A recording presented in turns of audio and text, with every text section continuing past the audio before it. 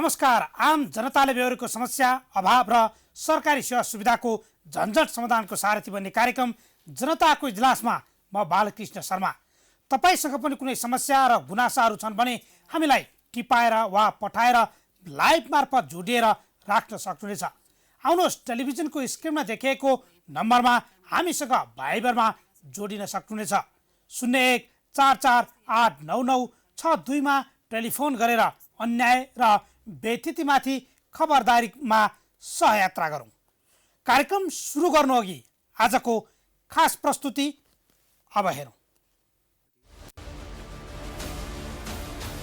सरकार नै साझेदार रहेको देशकै जेठो बैंक। सेवा सुविधामा होइन, ऋणीको धितो हत्याउने खेलमा अग्रसरता। नेपाल बैंक लिमिटेडले गोलमाल गरेको 99 रोपनी जग्गा खोज्दै ऋणी।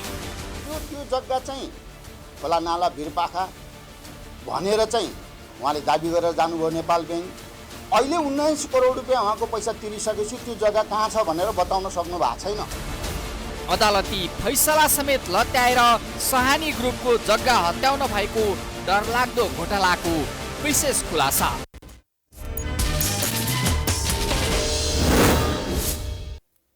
स्वागत छ कार्यक्रम जनताको इजलासमा।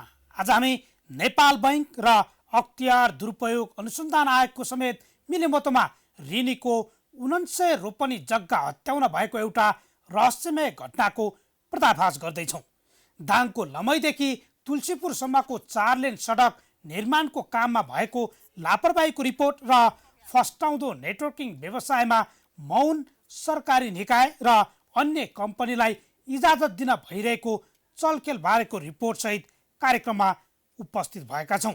यी तीनवटै विषयवस्तुमा हामीले लाइभ मार्फत अन्य सरकारवाला निकायसँग पनि जवाब माग्ने प्रयास गरिरहेका छौँ, किनकि जनताको इजलासमा हामीले निरन्तर रूपमा गुनासो र त्यसपछि विभिन्न सम्बन्धित निकायहरूसँग लाइभ मार्फत जोडिएर समस्या समाधानको साझा आवाज खोज्ने प्रश्न हामीले गरिरहेका छौँ। आजको विषयमा हामी विभिन्न विषय सम्बन्धित निकायहरूसँग जवाब माग्ने प्रयास रहनेछ र सम्बन्धित निकायलाई झकझक्याउने प्रयास पनि रहनेछ। अब आजको पहिलो विषयतर्फ लागौँ। दाङको लमैदेखि तुलसीपुरसम्मको 4 लेन सडक निर्माणको काम अलपत्र छ। करिब 2 वर्ष अघि तुलसीपुर घोराई 4 लेनको बाटो करिब 28 किलोमिटर बन्न लागेको भन्दै दाङवासी दङ्ग थिए।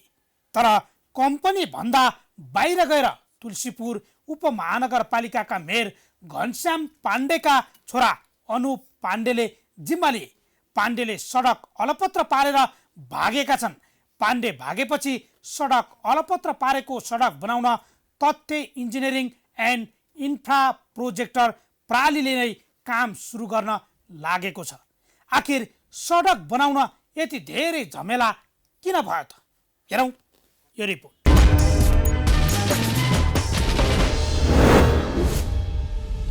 दाङको लमहीदेखि तुलसीपुरसम्मको 4 लेन सडक निर्माणको कामले गति नलिँदा अलपत्र परेको छ। करिब 2 वर्ष अघि तुलसीपुर घोराई 4 लेनको बाटो करिब 28 किलोमिटर बन्न लागेको भन्दै दाङवासी उत्साहित भएका थिए। तर सडक निर्माण कामले गति नलिँदा जीर्ण सडकका कारण यात्रु तथा सर्वसाधारणले शास्ति पाइरहेका छन्।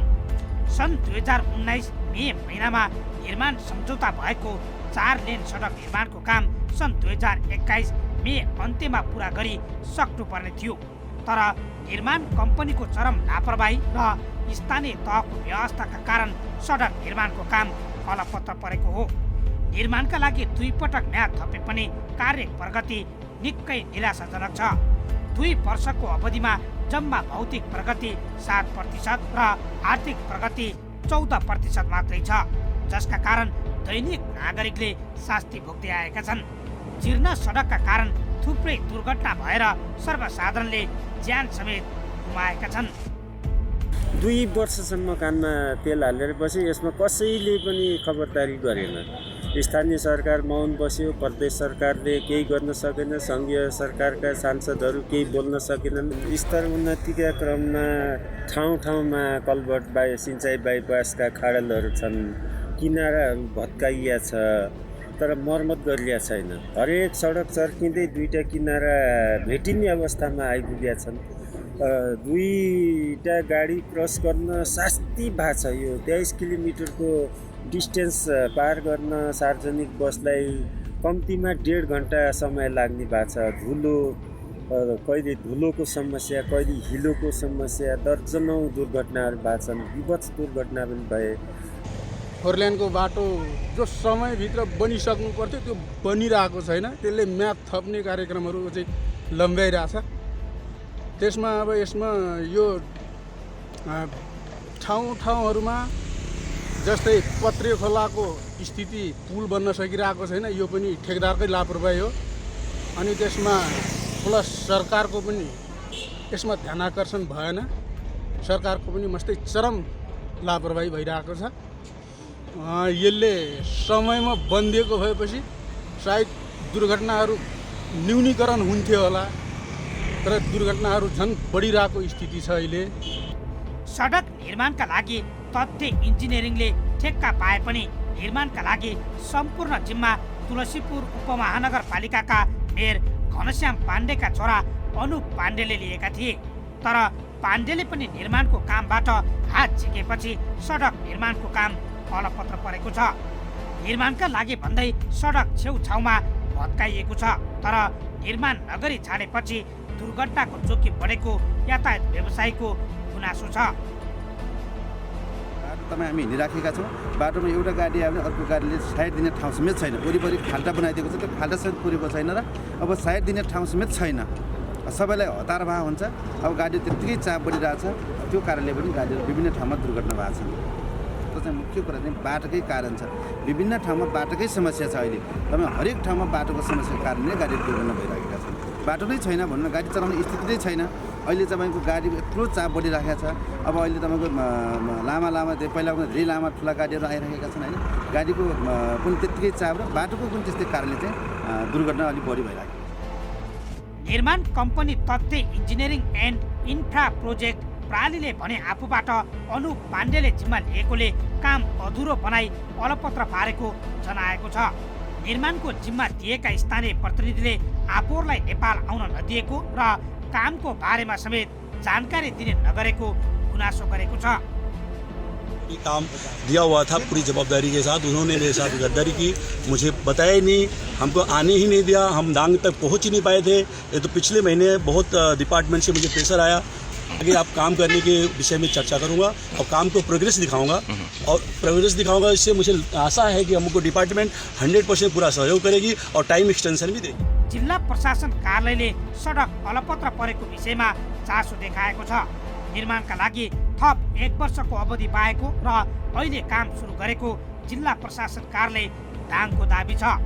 थप गरेको समयमा पनि निर्माण सम्पन्न नगरे कारबाही प्रक्रिया अगाडि बढाउने प्रशासनले जनाएको छ। यो 6 महिनाभित्रमा काम सक्ने भन्ने एग्रिमेन्ट हो। अब 6 महिनामा नसकिने भयो भने पुनः 6 महिना चाहिँ थप गरेर 1 वर्षभित्रमा कम्प्लिट गर्ने गरी नयाँ सम्झौता चाहिँ भएको छ अहिलेसम्म। त्यसले गर्दाखेरि अब काम अलिक विगतमा जे जस्तो भए पनि अब कामको सुरुवात हुन्छ भन्ने कुरामा अब उहाँले दिएको जानकारी अनुसार नै हो। मैले यहाँलाई पनि जानकारी गराउनु पर्ने। त्यसो भए हुनाले काम चाहिँ अगाडि बढ्छ। अब ठेकेदारहरू सम्पर्कमा छन्। उनीहरूलाई परिचालन गर्ने पनि ठेकेदारको पनि कुरा सुन्नुपर्ने हुन्छ। स्थानीय सामग्रीहरू ल्याउनमा अवरोध छ छैन, नियम कानुन प्रक्रिया गर्नुपर्ने छ छैन, यो सबै कुराहरू हेर्नु ठेकेदारको तर्फबाट पनि केही समस्याहरू छन् भने स्थानीयले कसले सहजीकरण गरिदिनुपर्ने।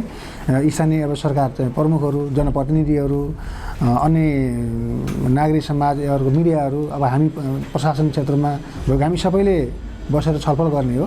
समस्या कहीँ कतैबाट कुनै पनि बाहनामा समस्या नआओस् र काम चाहिँ नरोकियोस् भन्ने हिसाबमा हामी दिनरातै यसमा चाहिँ लागिपरेका छौँ। त्यसले गर्दाखेरि आशा गरौँ काम चाहिँ अगाडि बढ्छ। सडक बनाउने जिम्मा लिएका तुलसीपुर उपमहानगरपालिकाका मेयर घनश्याम पाण्डेका छोरा अनुप पाण्डे यति बेला भागिरहेका छन्। विगतमा सडक निर्माणमा काम गरेका श्रमिकहरूलाई समेत पाण्डेले पैसा दिएका छैनन्। स्थानीय सरकार प्रमुखका छोरा नै ठेक्कामाथि पेटी ठेकेदार बन्ने तर काम समयमै गर्न नसकेपछि भाग्दा समेत उनलाई कुनै कारबाही भएको छैन।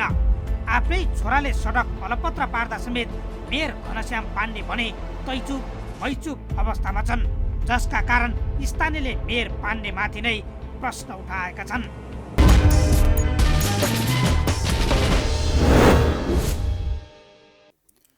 हो, सडक अलपत्र पार्ने मेयरका छोरालाई कसले कारबाही गर्ने?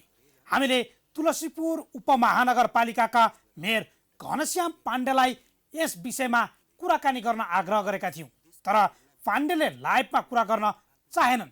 हामीले पटक पटक उपमहानगरका कर्मचारीलाई पनि प्रयत्न गर्यौँ, तर उनी मेयरकै छोराले अलपत्र पारेको सडकको विषयमा कुरा खोल्नै चाहेनन्। त्यसपछि हामीले मेयर पाण्डेलाई प्रश्न सोधेका थियौँ, किन सडक अलपत्र पर्यो? उनले दिएको जवाब अबका क्रममा यो हेरौँ।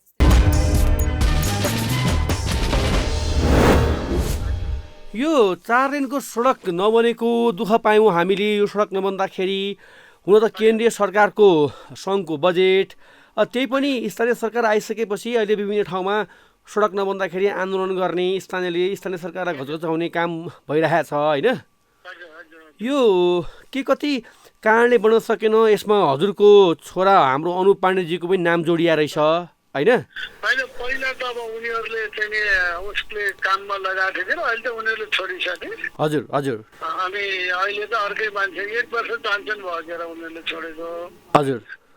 त ठिक छ, त्यसलाई त अब के अहिलेको यसमा बुझेर कुरा गर्न सकिन्छ। मैले यसो गर्न लाग्यो मेयर साहब, यो जुन समस्याको विषयमा चाहिँ हामीले जस्तै स्थानीय सरकारले ठिक छ सङ्घीय सरकारको बजेट आएको होला, कार्यक्रम आएका होला, यसलाई अझ मलाई सजिलै भन्नुहुन्छ नि यसको खास चाहिँ काम गर्ने यो आरसिआइपी भन्ने प्रोजेक्ट छ। हजुर। होइन, यो रोड इम्प्रुभमेन्ट के अरे सडक निर्माण तथा सुधार आयोजना भन्ने चाहिँ नि 32 पुतलीमा यसको कार्यालय छ। हजुर। त्यसको परियोजना संयोजक पनि हुनुहुन्छ होइन। यसको खास तपाईँले सुरु गर्दै हुनुहुन्छ नि, तपाईँलाई मैले सबै विवरण इतिवृत्तान्त बताइदिन्छु मैले बुझेसम्म। हामीले हाम्रो तर्फबाट स्थानीय सरकारको तर्फबाट के भनेका छौँ भने यसमा जे समस्या हो स्थानीय सरकारको तर्फबाट समाधान गर्न हामी मद्दत गर्छौँ। तर यो परियोजना एक्जिम ब्याङ्कको ऋण सहयोगमा भएको हुँदा र त्यसको अन्तर्राष्ट्रिय रूपमा डिलिङ गर्ने अरू भएको हुँदा उतातिर गर्नु पर्यो। अब पारिवारिक रूपमा मेरो छोराले हिजो कुनै बेला उसकोमा काम गर्थ्यो भनेर अहिले जुन राजनीति गर्न खोजिएको छ हजुर हजुर त्यो चाहिँ सरासर गलत छ। अब काम गर्न त जागिर खानेले मान्छेले कहाँ जागिर खान्छ के गर्छ ऊ भयो। त्यही कारणले यो प्रोजेक्ट नबन्ने पनि होइन होइन। तर अलिअलि केही कारणले पनि पूर्वाग्रह भएर मुद्दा मामिला हाले मान्छेहरूले चाहिँ समस्या बनाए। अहिले अब त्यो समस्या छ।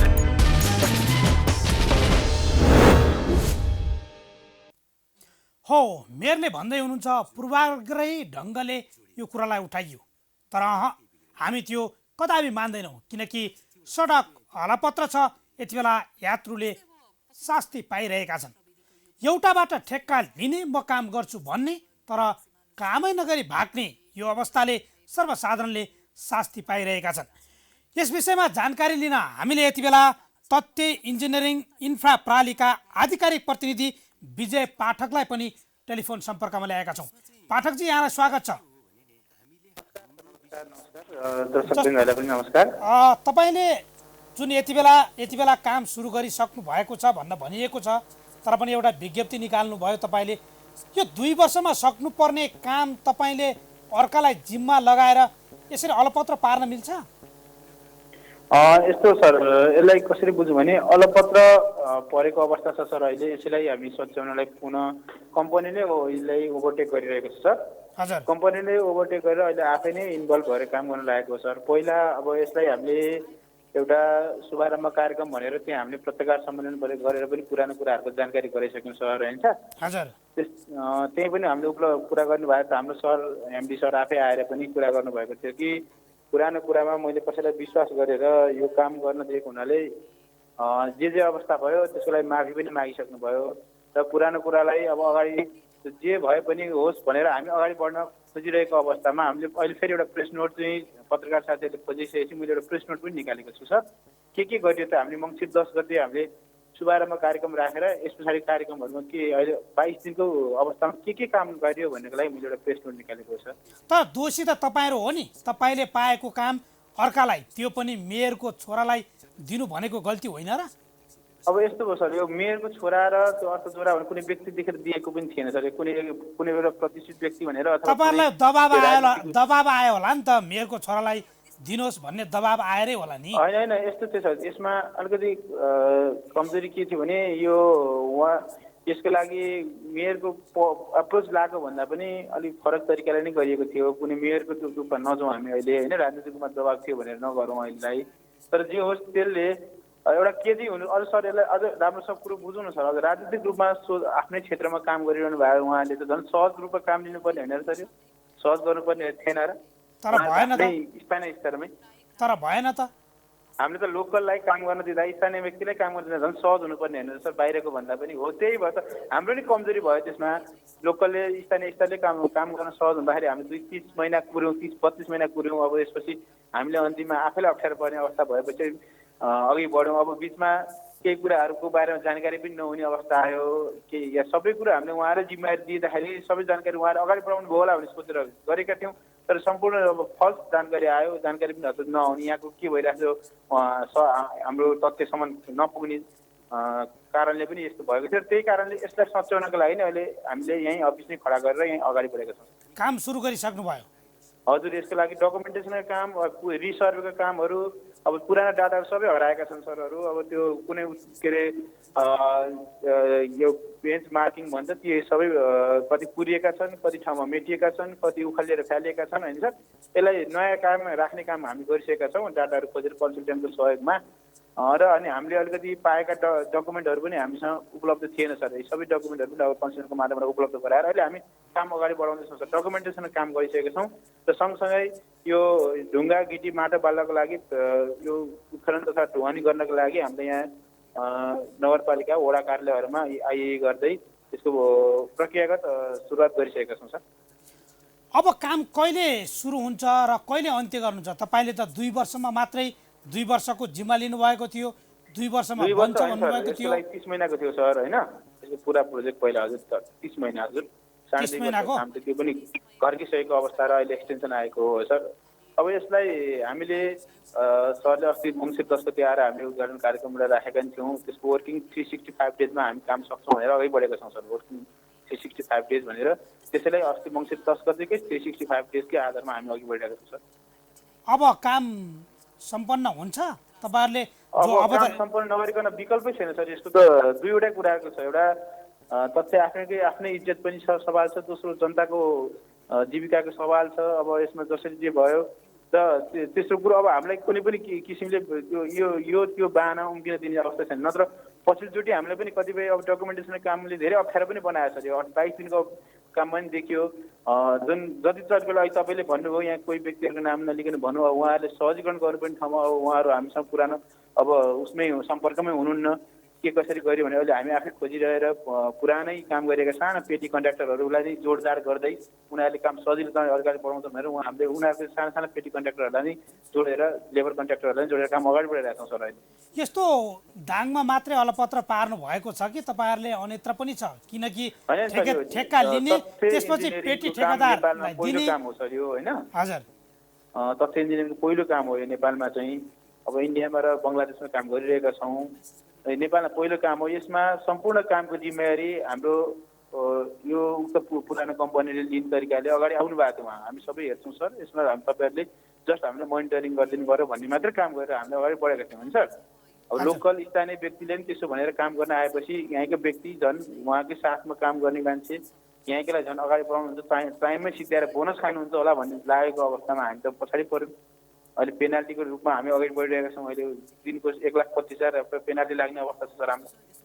त्यो गरेर त काम अगाडि बढाउँछ सर। हस्, जानकारीका लागि धन्यवाद। पक्कै पनि तपाईँहरूले अहिले आउनु भएको छ, जो बीचमा गायब हुनुभएको थियो, अर्कैलाई ठेक्का दिएर अलपत्र पारिसकेपछि अहिले आफै काम गर्नका लागि खटिनु भएको छ। सडक बनोस्, समयमै जनताले सहज रूपमा यात्रा गर्न पाउन्, बस हामी सबैको चाहना यति